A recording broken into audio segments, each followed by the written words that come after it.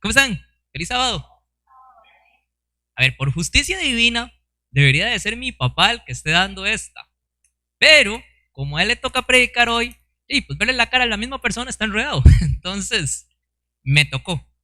A ver, me ayudan con la presentación. La vez pasada estuvimos hablando de las iglesias y para ser preciso de la iglesia de Pérgamo. Y en la iglesia de Pérgamo estaban pasando cosas muy enredadas. Una de las cosas enredadas que vimos es que se estaba levantando la otra iglesia, lo que les he estado diciendo, que en el mensaje de las 7 iglesias nos relata la historia desde el comienzo, desde el tiempo de los apóstoles hasta la venida de Jesús, pero con énfasis en la predicación, en cómo se dio la predicación, en cómo se dio la iglesia. Pero también nos habla de otra iglesia trasfondo que está intentando surgir y surgir, como comiéndose a la otra iglesia buena, y a veces es más grande, a veces es más chiquita, y ahí va.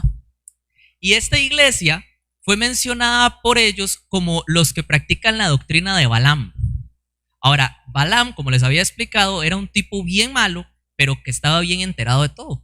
Él no era un neófito, él no era una persona ignorante. Él sabía, él era un profeta de Dios, él sabía todo lo que estaba haciendo. Lo sabía tan bien que sabía cómo tentar al pueblo para que pecaran y hicieran cosas malas.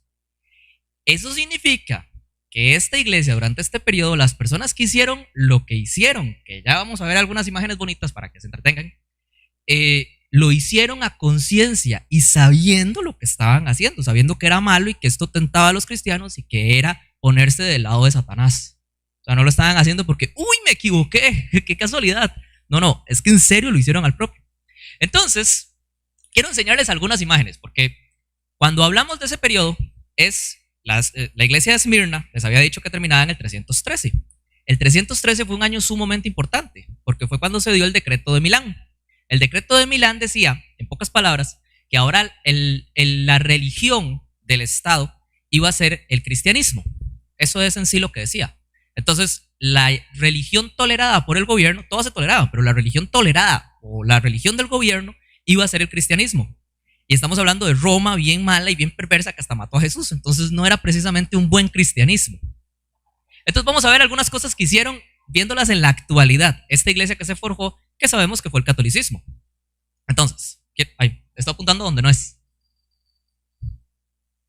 Ahí está. Vean, esas imágenes son estatuas de dioses o divinidades que se practicaban en la antigua Roma. Y también del budismo y de la religión de los griegos. El que está de este lado, el que está de ese lado, se llamaba Mitra. Era el dios Sol, el dios Invictus, cuyo día de adoración era precisamente el domingo. Por eso es que en inglés se llama Sunday y en español se llama domingo. Sunday es día del sol, domingo el día del Señor. Ese era el Señor al que adoraban. Y quiero que ustedes vean simplemente semejanzas antes de empezar a hablar de la siguiente iglesia. Vean. Noten atrás de todos esos que tienen, atrás de cada uno de esos, ¿qué es lo que tienen ahí en la cabeza? Es una aurora. Esa aurora representa al sol, porque era lo que ellos adoraban, era la adoración directa al sol.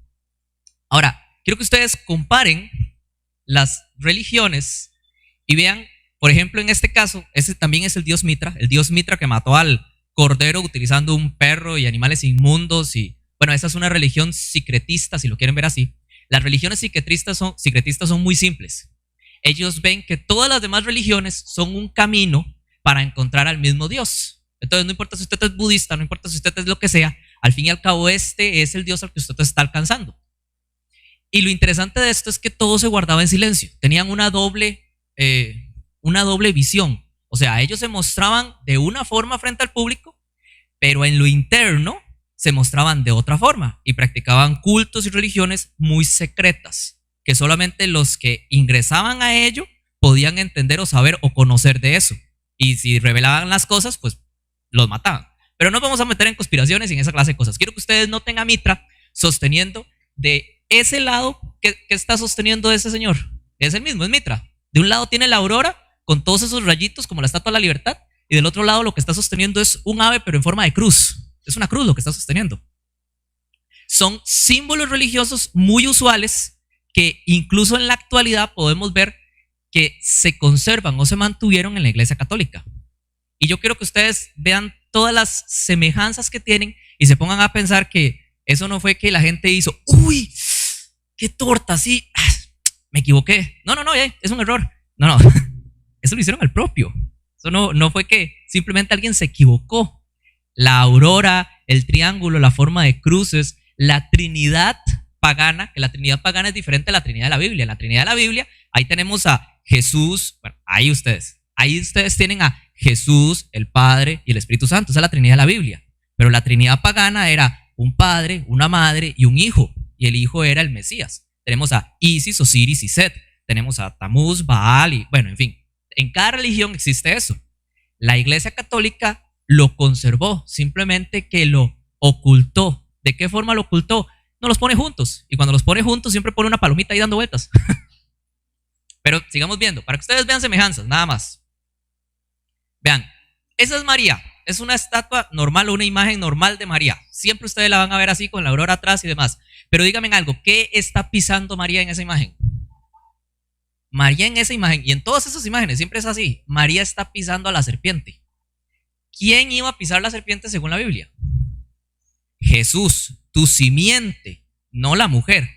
Pero si ustedes se van incluso a la Biblia de Way, que es la Biblia pues católica o a la Biblia de Jerusalén, y se leen ese pasaje, lo cambiaron para que diga que la mujer es la que pisa la serpiente. Y ahí tenemos imágenes de la mujer, porque la mujer en la antigüedad, el símbolo de la diosa madre, era muy venerada. Tenemos Efeso, por ejemplo, que adoraban a Artemisa o a Diana, la diosa de los efesos. Entonces, tenemos imágenes que a veces vienen escondidas. Aunque ustedes no lo crean, esa imagen de ahí, la de acá arriba es de los babilónicos, la de abajo es de los hititas y la de allá yo creo que ustedes saben qué es la hostia, es el ostentorio donde se pone la hostia, pero eso es un símbolo, ¿cómo decirlo? Porque hay niños. Es un símbolo de lo que hacen el papá y la mamá para tener chiquitos. Pero está escondido.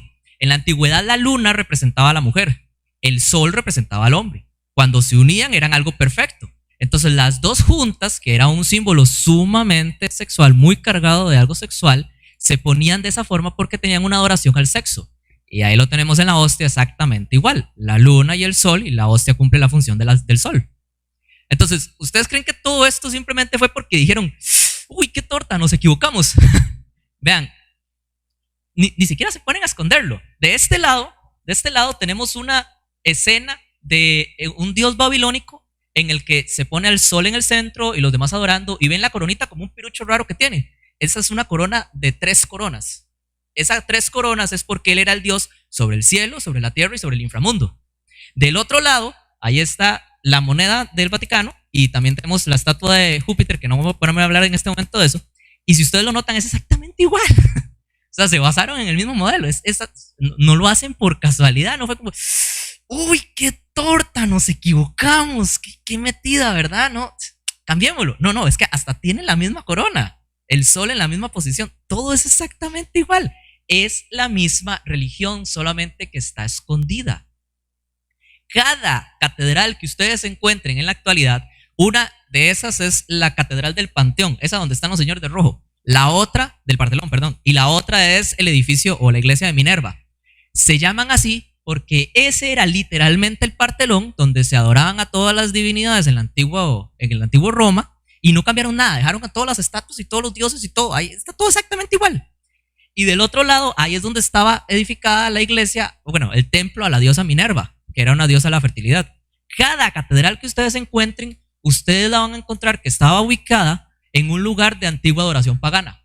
A ver, si ustedes tuvieran que construirle una iglesia a Dios, van a llegar con el pueblo y le van a preguntar, una pregunta, ¿dónde se hacían los sacrificios satánicos aquí? Ahí vamos a construir la iglesia. Cada catedral, aquí en Costa Rica es así, cada catedral que ustedes vean edificadas era un lugar de antigua adoración pagana a alguna deidad. Seguimos viendo. Cada iglesia católica, cada catedral va a tener esas cosas. Esto se llaman reliquias. Las reliquias son partes de muertos, porque la necromancia, la adoración a los muertos, era algo que se mantenía en todas las religiones paganas. El poder que emana de los muertos. Entonces tenemos que el dedo de Pedro, que la mano de Juan el Bautista, que la cabeza de Juan el Bautista por un lado y el cuerpo por el otro, que si los reúnen ya tienen el cuerpo completo y les sobran pedazos. Cada catedral que ustedes encuentren, todas y cada una de ellas va a tener una reliquia y la va a tener en el altar.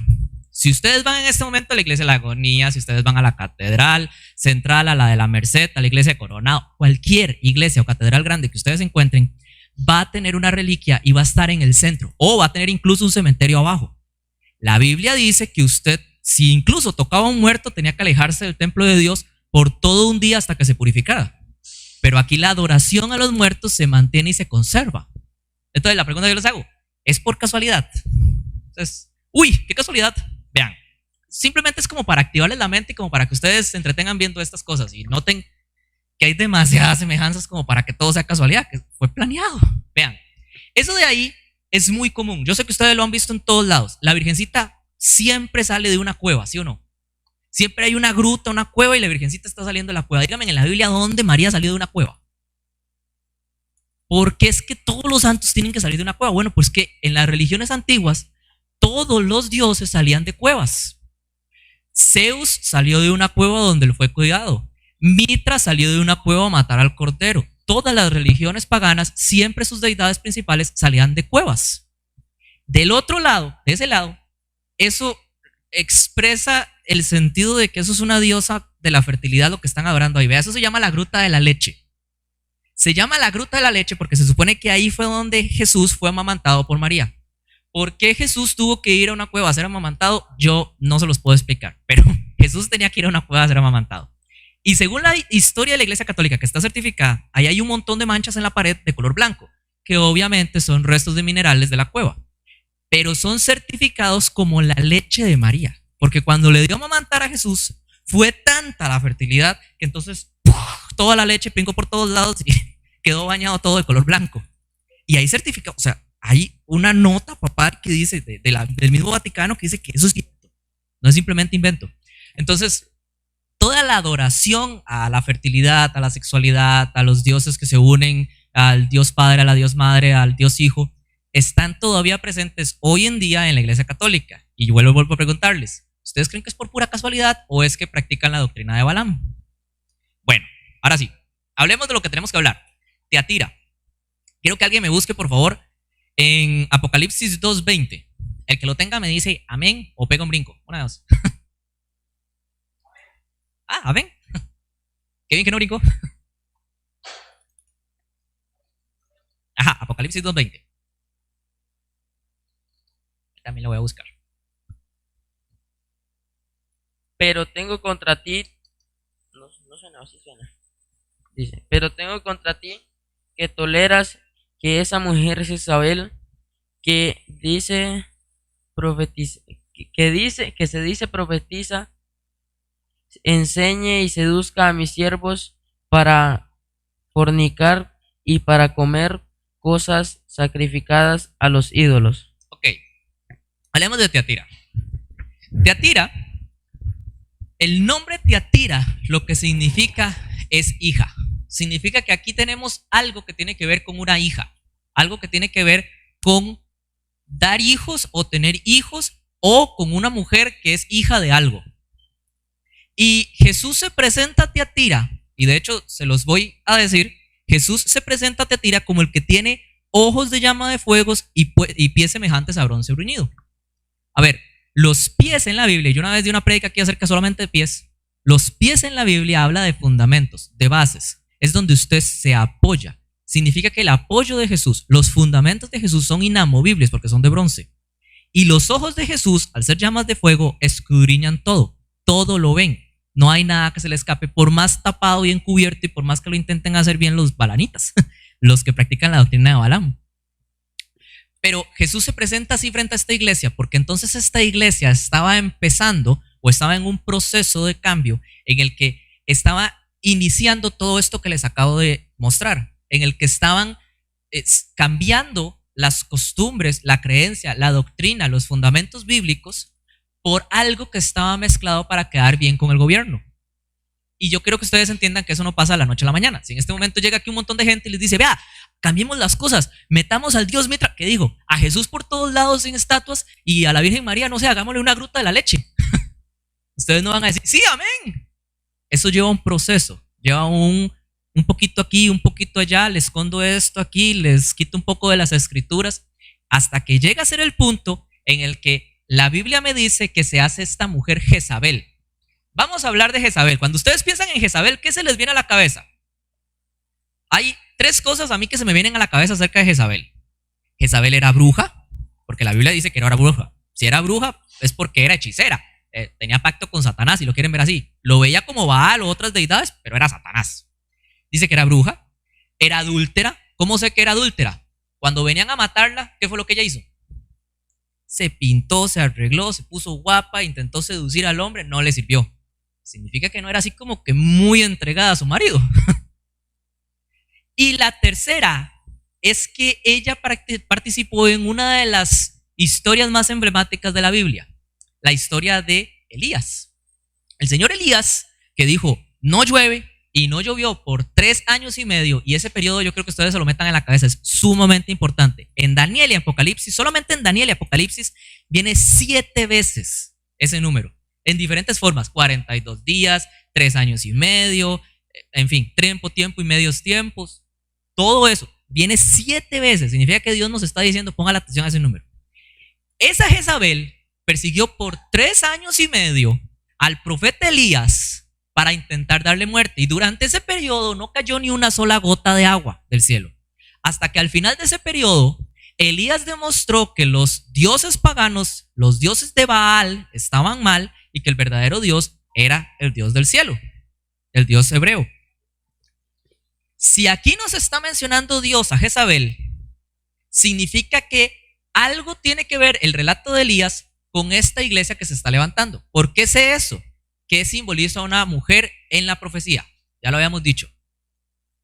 Una iglesia. Cuando usted ve mujer, es una iglesia. Si usted ve una mujer súper linda y pulcra y súper virgen y todo, bueno, pues eso es una iglesia que va bien con Dios. Si usted ve a una iglesia que es hechicera, adúltera y que intenta matar a los profetas de Dios, pues no es precisamente una iglesia de Dios, es una iglesia caída. Pero aquí viene lo importante, no es una iglesia pagana, no es una iglesia que nace de las entrañas del paganismo, es una iglesia que nació de Dios porque es una mujer, pero que adulteró. Si ustedes se van, y no vamos a tocarlo ahora porque es algo muy largo, pero si ustedes se van al capítulo 18 de Apocalipsis, ustedes van a notar que ahí viene un relato acerca de una ramera que recibe un castigo por todas las cosas malas que ha hecho, por dominar a la tierra y por hacer muchísimas cosas muy, muy, muy malas. Y el castigo que se le da a esa ramera es exactamente el mismo que se le da aquí en el versículo 22. Alguien que me busque el capítulo 2, versículo 22. Es exactamente, ahí lo tiene don José. ¿Sí? Apocalipsis 2, 22.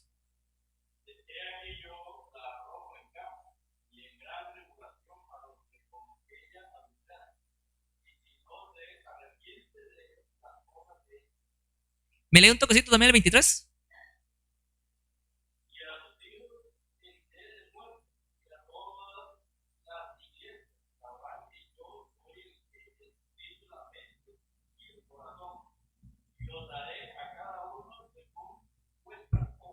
Ok, punto importante acerca de Tiatira.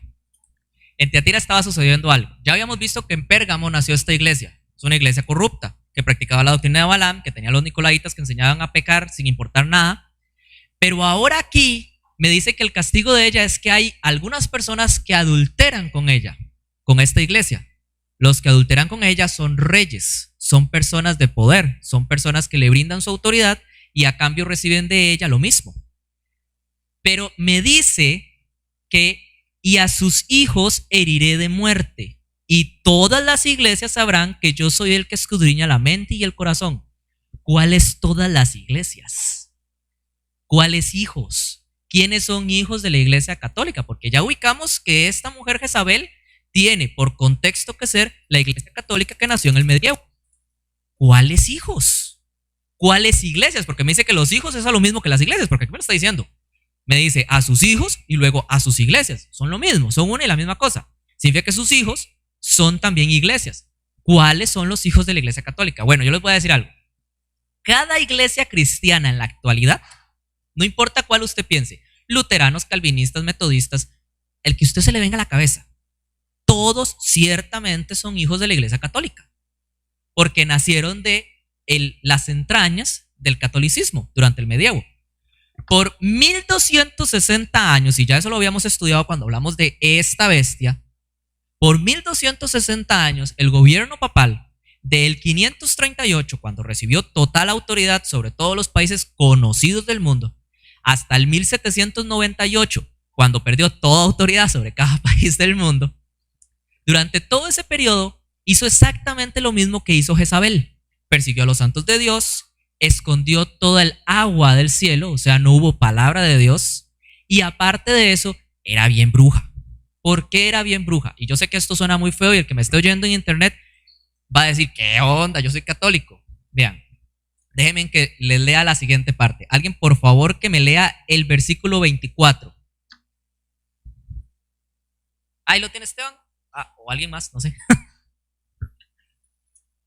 Pero a los demás que están en Tiatira, a todo el que no tiene esa doctrina y no ha conocido lo que en ellos llaman los profundos secretos de Satanás, os digo, no os impondré otra carga.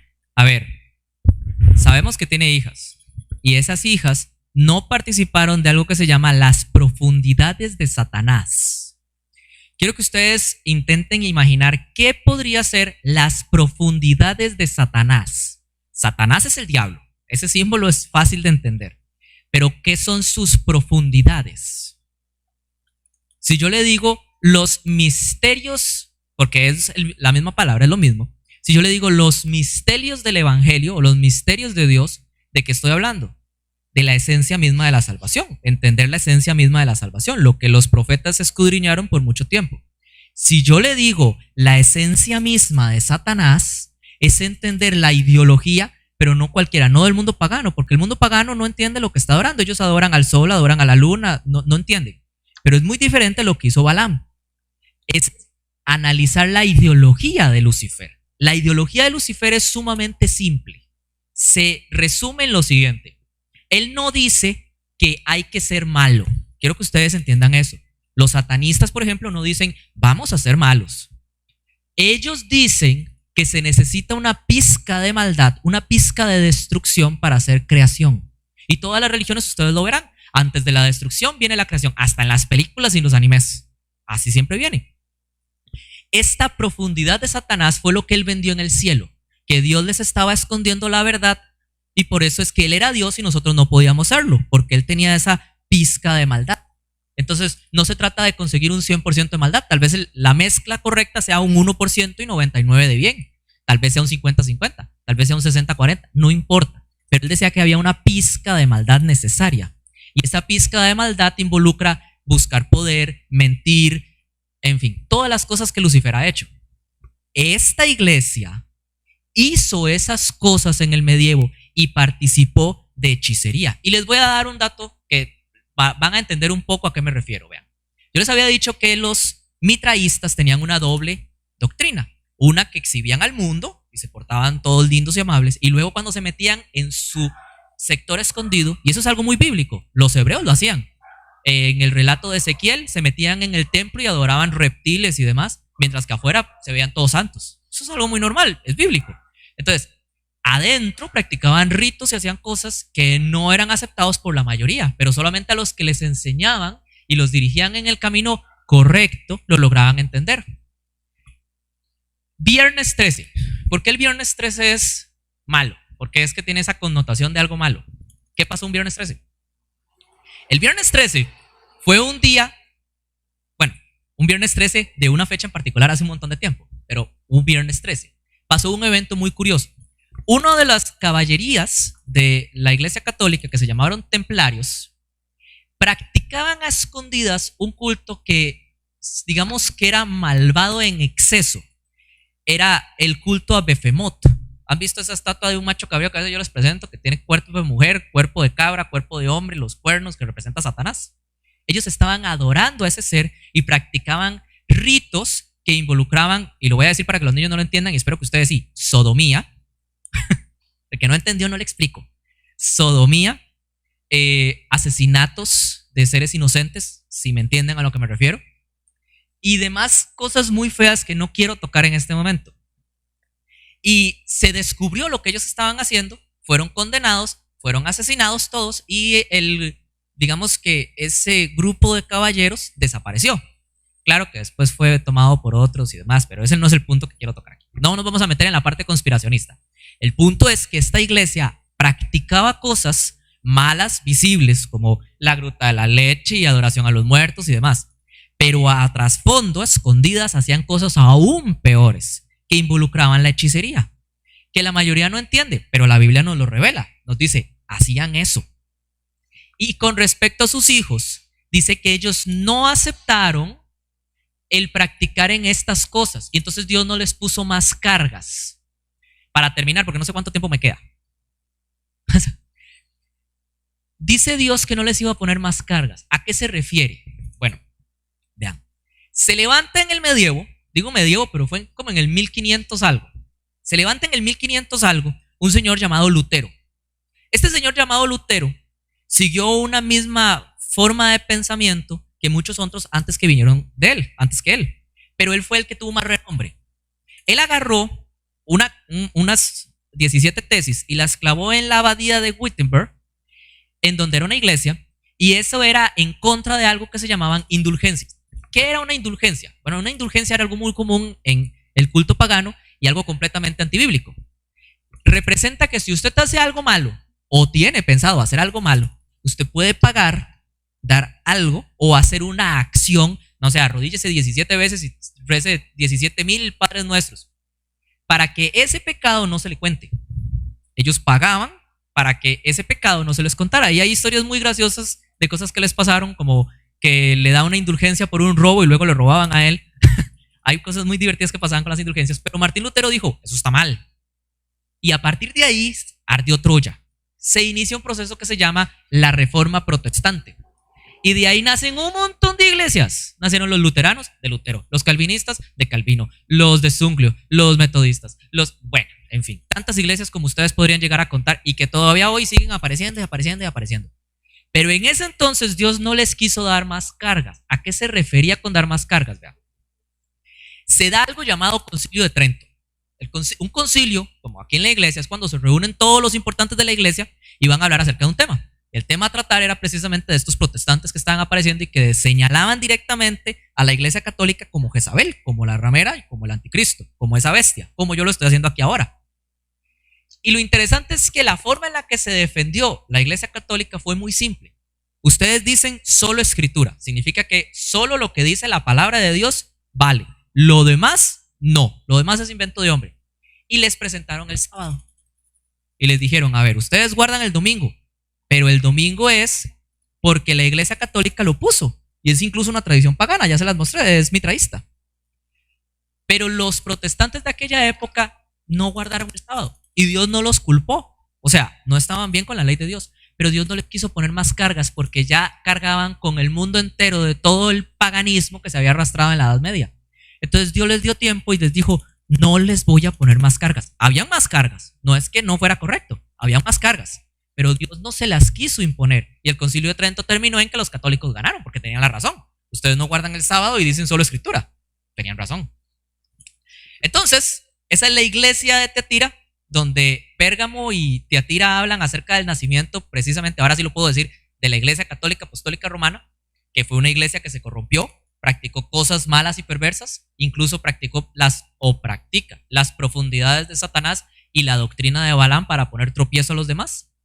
Nacen otras iglesias, metodistas, calvinistas, nosotros podemos contar ahí. Y estas iglesias no se les impuso cargas, pero no significa que nunca se les iba a poner. Entonces más adelante vamos a ver las demás iglesias y Dios me los bendiga y tengan un lindo sábado. Espero que les haya gustado.